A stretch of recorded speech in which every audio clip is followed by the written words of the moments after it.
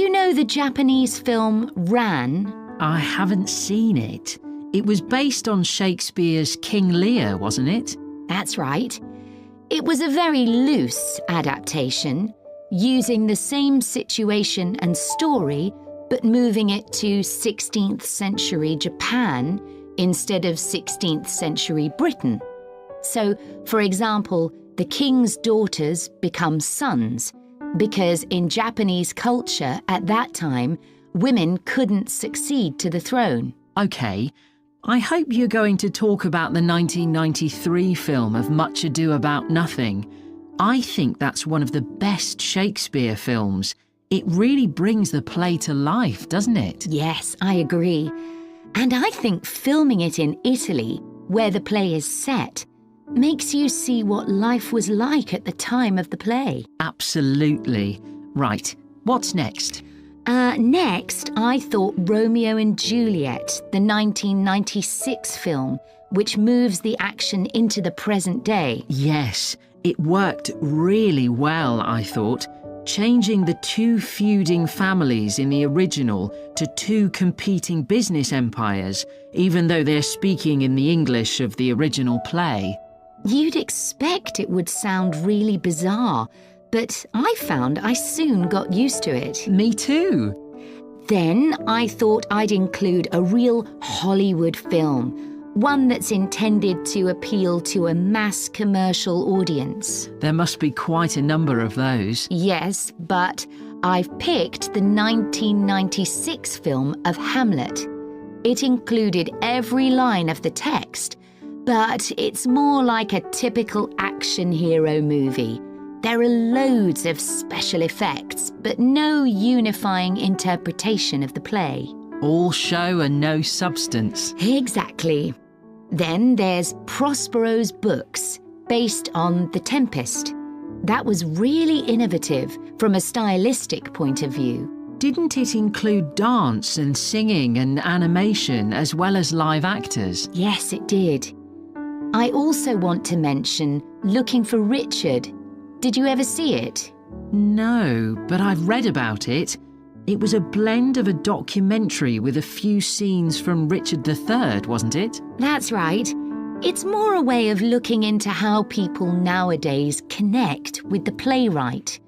The play is really just the starting point. And that'll be where I finish. Well, it sounds as though it'll be very interesting. Section 4. This lecture will be about the science of acoustics, the study of sound, in relation to urban environments such as cities. As an acoustic engineer myself, I think this is an area where we're likely to see great changes. In the past, researching urban soundscapes was simple.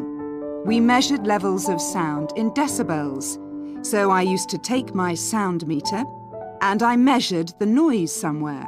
And then I might ask a sample of people to say at what level the sound became annoying. With data like this, acoustic engineers have been able to build up what we call noise maps, maps of the sound environment. But actually, these aren't a lot of use. What they do show is that the highest noise levels are generally on roads. Well, that's not really very surprising. But there's quite a lot going on that these maps don't show, because they can't capture the complex way that sound varies over time. So they ignore important issues such as the noise someone might hear from the open windows or gardens of their neighbours.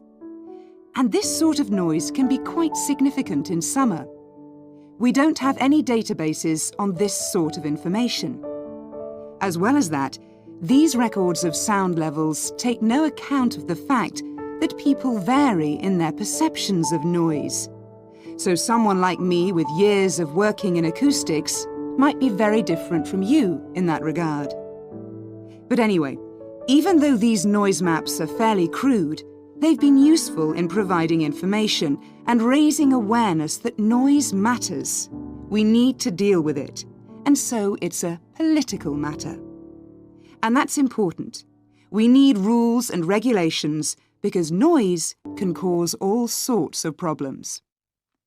Those of you who are city dwellers know that things go on 24 hours a day, so city dwellers often suffer from interrupted sleep. It's also known that noise can lead to a rise in levels of stress due to physical changes in the body affecting the composition of the blood. And there are other problems as well. For instance, if school children don't have a quiet place to study, their work will suffer. Now, one problem with decibel measurement is that it doesn't differentiate between different types of noise. Some types of sounds that most people would probably think of as nice and relaxing might well score quite highly in decibel levels. Think of the sound made by a fountain in a town square, for example. That's not necessarily something that we'd want to control or reduce. So maybe researchers should consider these sorts of sounds in urban design. This is going to be tricky, because just measuring decibel levels isn't going to help us here. Instead, many researchers are using social science techniques, studying people's emotional response to sound by using questionnaires and so on. So what exactly do people want to hear in an urban environment? Some recent interdisciplinary research has come out with results that at first sight seem contradictory. A city needs to have a sense of activity, so it needs to be lively, with sounds like the clack of high heels on a pavement or the hiss of a coffee machine. But these mustn't be too intrusive, because at the same time, we need to be able to relax. One of the major problems in achieving this will be getting architects and town planners to use the research.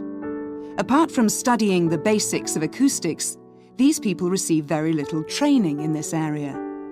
But in fact, they should be regarding sound as an opportunity to add to the experience of urban living, whereas at present, they tend to see it as something to be avoided or reduced as far as possible, or something that's just a job for engineers, like the street drainage system. What's needed is for noise in cities to be regarded as an aesthetic quality, as something that has the qualities of an art form. If we acknowledge this, then we urgently need to know what governs it and how designers can work with it. We need to develop a complex understanding of many factors. What is the relationship between sound and culture? What can we learn from disciplines such as psychology about the way that sound interacts with human development and social relationships, and the way that sound affects our thoughts and feelings? Can we learn anything from physics about the nature of sound itself? Today's powerful technologies can also help us. To show us their ideas and help us to imagine the effect their buildings will have, architects and town planners already use virtual reality, but these programs are silent. In the future, such programs could use realistic sounds, meaning that soundscapes could be explored before being built. So hopefully, using the best technology we can lay our hands on, the city of the future will be a pleasure to the ears as well as the eyes.